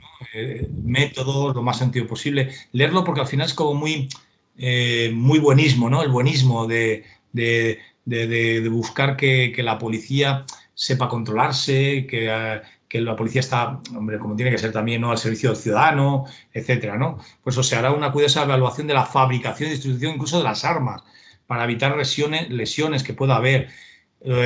Los funcionarios encargados de hacer cumplir la ley, que son las fuerzas de cuerpo de seguridad, al desempeño de sus funciones, utilizarán en la medida de lo posible los medios no violentos antes de recurrir. O sea, es como una proporcionalidad, ¿no? Antes de recurrir al empleo de la fuerza y armas de fuego, pues tiene que ir primero por otros medios, ¿no? Entonces, que resulten, hasta que vaya viendo, ¿no? Por eso podrán utilizar la fuerza y armas de fuego solamente cuando lo otro es ineficaz. Pero bueno, esto es poco de explicar, ¿no? Más de leer y que suene, ¿no? El empleo de las armas de fuego se halla inevitable, entonces eso sí, y esto es importante, este apartado 5, porque han preguntado alguna cosita de la A, B, C, D. Cuando ya no quedan más narices que hay que utilizar las armas, hay que hacerlo con moderación y viendo en proporción de la gravedad del delito. O sea, y sobre todo, lo que veremos más bien, ¿no? Un poco nuestra vida, la vida humana de otras personas, el reducir lo mínimo los daños y lesiones y, sobre todo, también prestar lo antes posible la asistencia y servicios médicos a las personas heridas y afectadas y notificando lo más rápidamente posible y a la mayor brevedad posible también. Bueno, ocasiones lesiones o muertes, pues lo comunicarán, los gobiernos adoptarán las medidas necesarias en las normativas, en la legislación, para que se castigue cualquier cuestión que sea la utilización del arma de fuego arbitrariamente, no para lo que está previsto. No se podrá invocar circunstancias excepcionales como la inestabilidad política, interna o cualquier otra situación pública de emergencia que justifique el quebrantamiento de estos principios básicos. O sea, tú quebrantas o empiezas a utilizar el arma y dices, no, es que estamos en estado de alarma, de excepción o de no sé qué. No puedo invocarlo por eso. No se puede invocar así para quebrantar estos principios básicos. Tiene que haber algo que lo diga, no porque lo diga yo o lo vea yo o crea yo que lo hay, ¿no? Para eso tenemos siempre, pues, el gobierno, al fin y al cabo, por encima del ministerio o en las comunidades autónomas, sus propios organismos, que son los que, digamos, ordenan, ¿no? Después el 9 empezamos con disposiciones especiales, ¿no? Del 9 en adelante. Y es, bueno, seguir leyendo, no emplearán armas de fuego contra las personas, salvo, esto lo hemos estudiado, defensa propia, la legítima defensa que veíamos, ¿no? De otras personas. Si seguís leyendo, también pone o ponga resistencia a su autoridad o para impedir su fuga y solo en caso de que resulten insuficientes medidas menos extremas para lograr dichos objetivos. Pero aquí cuidado, que impedir su fuga no quiere decir que cuando ya se ha fugado le pegues 2 tiros por detrás o al coche o lo que sea. No, hay que intentar impedir su fuga, pero tiene que ser, como habíamos visto, proporcionalidad también, ¿no? Solo podrán uso intencional de armas letales cuando sea estrictamente inevitable para proteger una vida.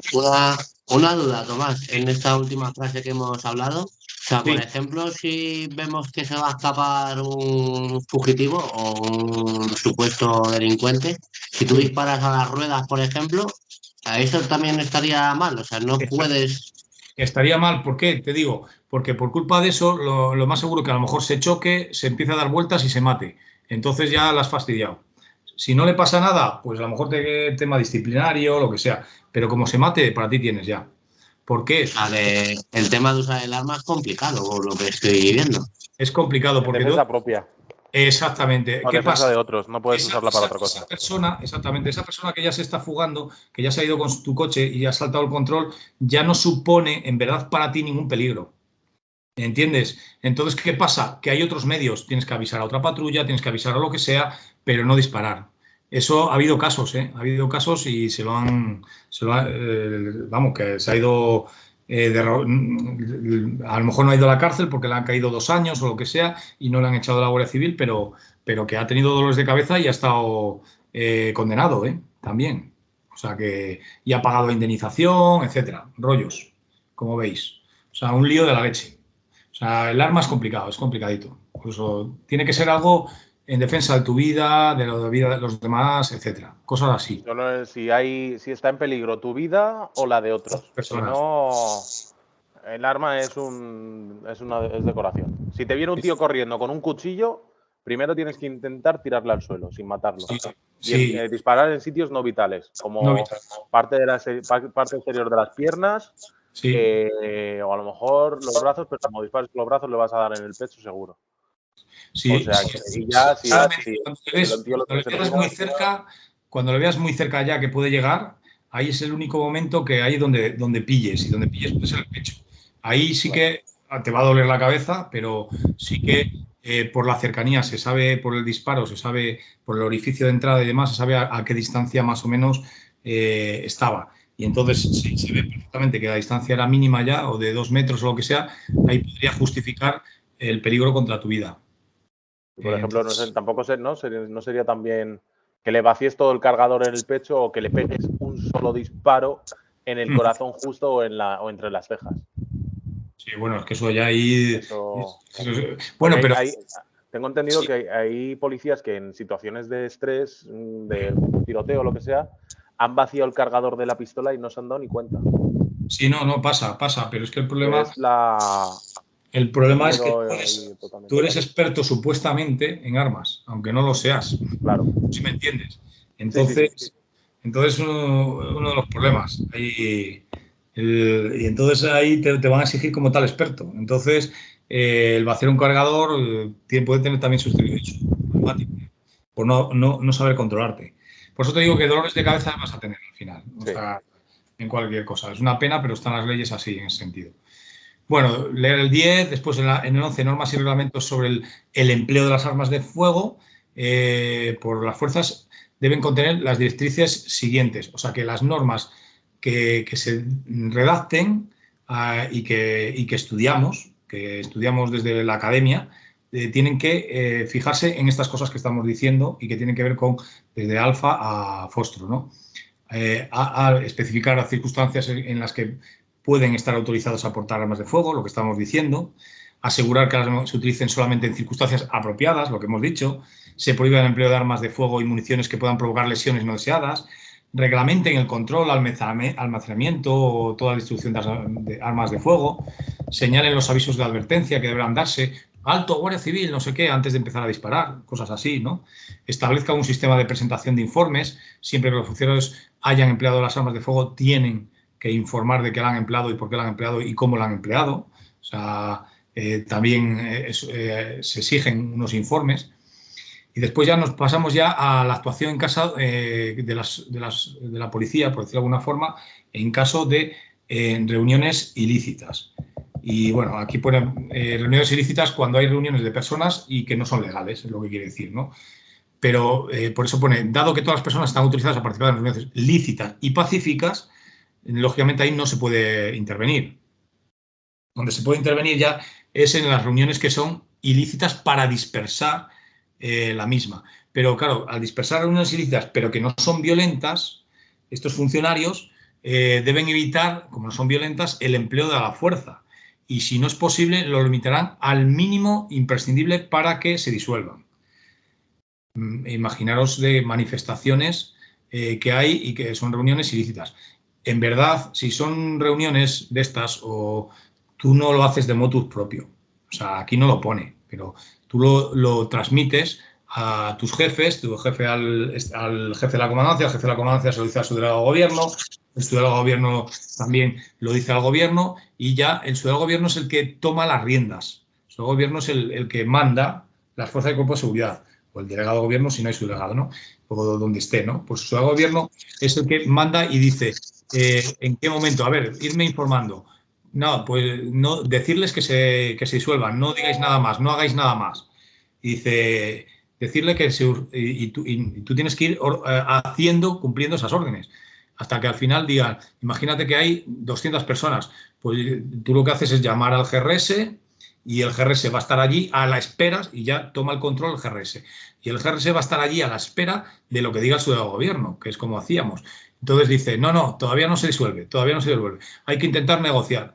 Venga, pues a ver, van a intentar negociar, van a hablar con su delegado, no sé qué. Dicen que en una hora se van. Como no se van en una hora, les damos el ultimátum y pelotas de goma, aunque no les gusta ahora el tema de pelotas de goma, y botes para que disuelva. Y nosotros teníamos que esperar a que el subdelegado diera la orden de disolver. O sea, no disolvíamos nosotros cuando queríamos, ¿no?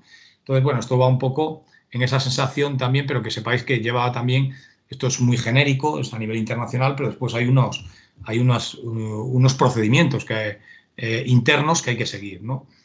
Y bueno, esto es lógico, el 13, ¿no? Que hemos dicho, tiene que ser al mínimo imprescindible de la fuerza, ¿no? Y al dispersar si estamos hablando ya de reuniones violentas, ya vemos que aquí sí que pone que podrán utilizar armas de fuego cuando no se puedan utilizar medios menos peligrosos y únicamente en la medida necesaria. Esto es actualmente y en España es inviable. El arma de fuego, la única que lo utiliza es para tirar las pelotas de goma o botes. Sí, y son personal especializado como el GRS. Porque ahí en una de estas no se te ocurre a disparar con pistola, porque no se muevan de la carretera, por ejemplo. Entonces, bueno, hay que leerlo en el contexto en el que estamos comentando también, ¿no? Tipo golpe de estado. También, igual. Durante el GRS, no me acuerdo, tenía un conocido que creo que estaba en GRS hace tiempo y me contaba que cuando estaban en la línea de escudos Sí. Y la gente les iba insultando y les iba diciendo de todo, entre ellos decían, a este de ahí me lo pido yo. A este me lo pido yo. Sí, eso se hace habitualmente porque tú ahí no puedes hacer nada. Tú ahí estás quieto y te están insultando, te están medio ahí haciendo algo empujón y tú ahí... te están provocando para grabarte. Sí, sí, exactamente. Pues ahí, mientras no den la orden, no se puede hacer nada. Eso es lo que me estaba refiriendo y es así, como te ha dicho muy bien él. Y después sí, lo que dices tú, claro, cada uno, tú ya te estás fijando y digo, cuando den la orden, vamos a por todas. A fuego. Claro, estás ahí aguantando y después que ellos, si no, como pasaba con el tema también me acuerdo con el tema de los mineros, es que además peligraba tu vida si no sabías tú también defenderte y al atacar, defenderte al atacar, aunque suene así, ¿eh? O sea, porque te tiraban hasta cohetes, te tiraban un montón de historias por ahí, había que tener cuidado de la leche. Y alguno, pues con la mandíbula rota, se volvía a casa, o sea, de los nuestros, ¿eh? O sea, Sí. Ahí heridos es así. O sea, yo estaba en el grupo de detención, que ahora se llama de otra forma, no me acuerdo cómo se llama. Yo estaba detrás de los, creo que os lo he dicho alguna vez, de los escudos. Yo iba con grilletes y con la porra, y un montón de grilletes. Porque iba detrás del escudo, que el escudo era el que me protegía a mí. ¿Por qué? Porque yo iba a... Los que teníamos algún cinturón... Tiraban a uno al suelo, lo rodean, ¿no? Y tú le engrilletabas. Le engrilletabas o tú eres el que el segundo te están protegiendo, tú cuando podías saltabas encima de él, le hacías, digamos, una proyección, una llave, que decimos vulgarmente, y de defensa personal, o en mi caso era judo, que era cinturón azul, ¿no? Pero como hace tanto que no lo hago. Y los que teníamos algo de artes marciales, en lo que fuera, pues nos dijeron, pues el grupo de detención, que eso quiere decir que sabéis un poco. Y sí, hombre, sabías manejarte, ¿no? Entonces era más fácil para detener y reducir a alguien, ¿no? Claro. Entonces, por eso ibas con varios billetes también ahí. Bueno, después seguimos.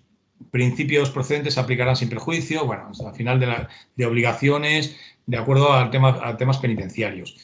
Calificaciones, capacitación y asesoramiento. Pues ya te lo dice de qué va a venir estos números, ¿no?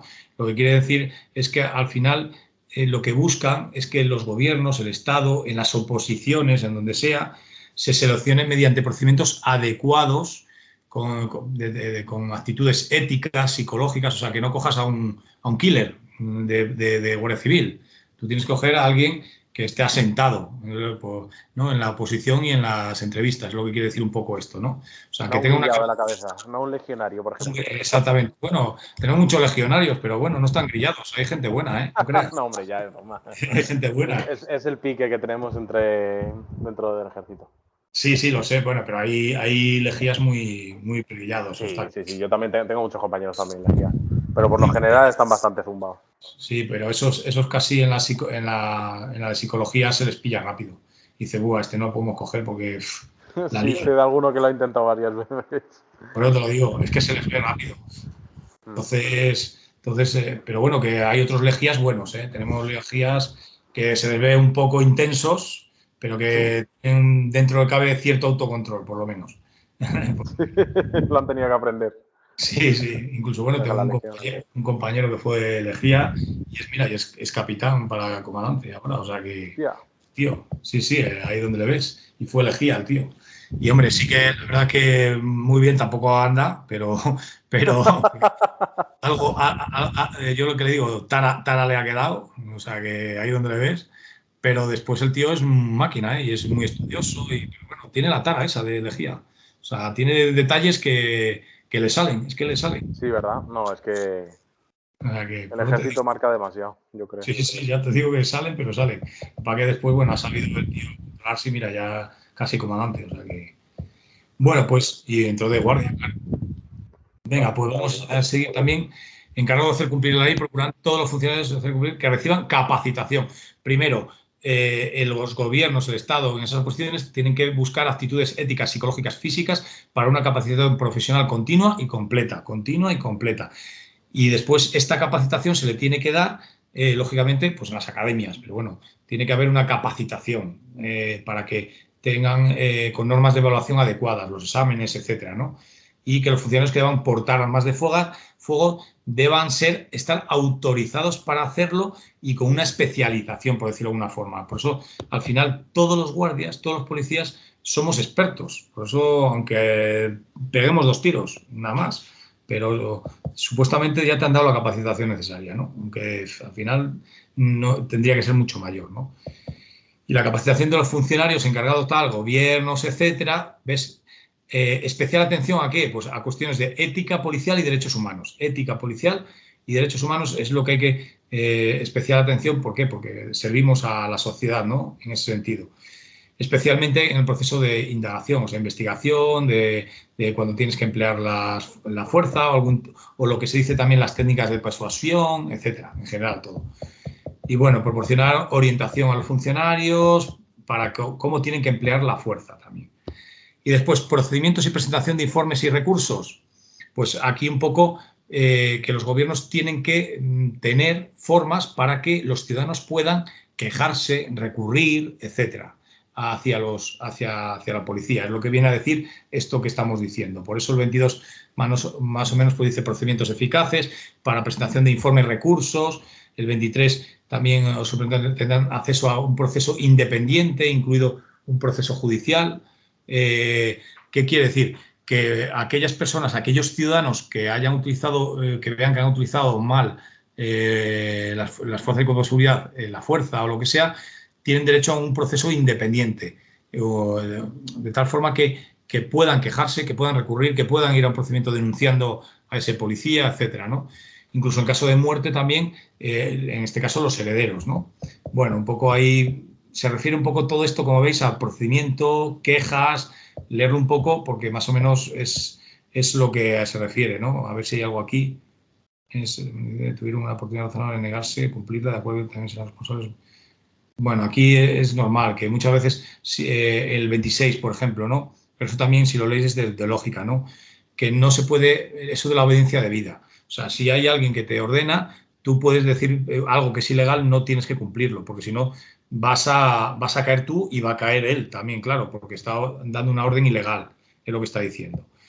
Bueno, y este es, vamos a empezarlo un poco, que quedan ahí 9 minutos, pero este es el que yo creo que va a caer algo, porque este es el que decías tú, Luis, que es el Real Decreto 176-2022.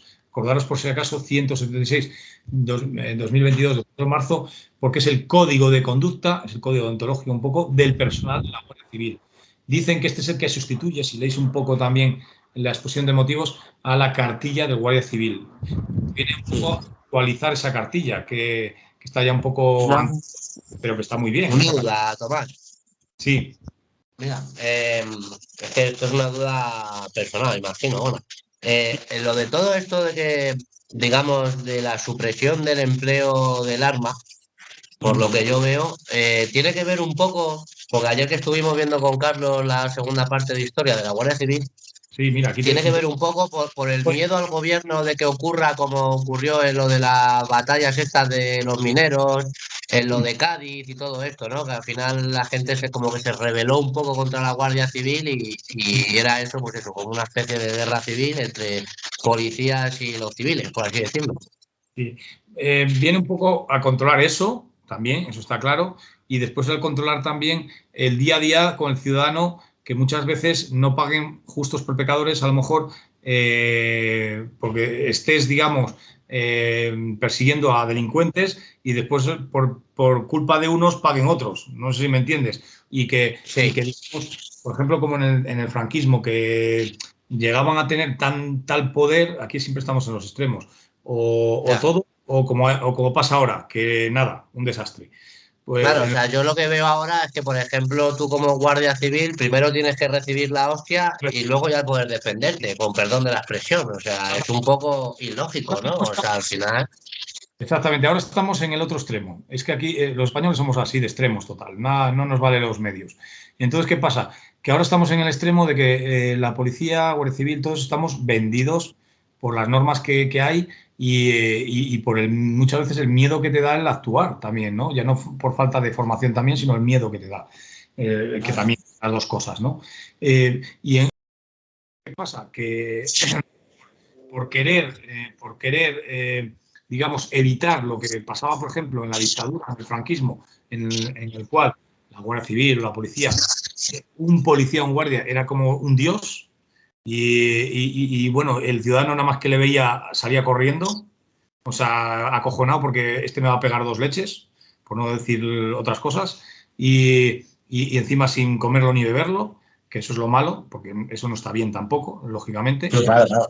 Y hemos pasado por eso ese control, debido a esas cosas, se empiezan a sacar muchas de las normativas que estamos estudiando ahora y que han derivado en ese buenismo, digamos, o en este otro extremo en el cual pegarte dos leches y dejarte medio inconsciente son 5.000 euros como mucho. O sea, o cualquier cosa, lo que estamos viendo y que hemos comentado alguna vez, ¿no? Entonces, pegar a un policía vale 90 euros, ya te lo digo yo. Pues por eso te lo digo, ¿ves? Lo que estás comentando. O sea, 90 euros vale. yo no digo que te den ese poder, ni mucho menos, que existía en el franquismo, porque eso es ilógico y eso va en contra de todo, de los derechos humanos y de todo, pero que no te dejen vendido ahora normativamente, como me estás comentando, y es verdad, que te peguen una leche y 90 euros. ¿Vale? Ahí me he quedado tan a gusto.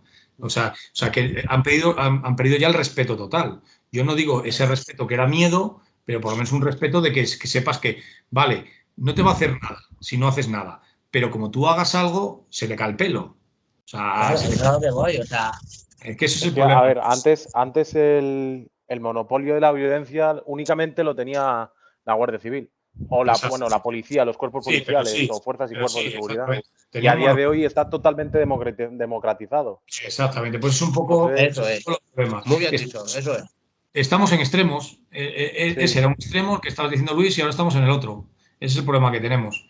Y es el problema que vais a vivir y estamos viviendo. Yo estoy viviendo y he visto un cambio, fíjate, el 36 años desde que entré el 6 de septiembre de 1987, o sea, que a Valdemoro. O sea, que sé perfectamente cómo ha ido variando todo esto, ¿eh? Cómo ha ido cambiando toda la percepción. En 36 años, cómo ha cambiado esto. Es una pena, la verdad, pero bueno, es lo que toca. Total, 12 trienios, ¿eh? Que ya se dice, ¿eh? Pronto. Claro. Sin nada. 12 trienios, 36 añazos ya, ¿eh? O sea, que casi nada. El 6 de septiembre. Yo personalmente necesito irme a judicial, no valgo para seguridad ciudadana. Sí, hacer más investigación. Yo, Vale. durante casi 15 años me lo pasé muy bien, la verdad.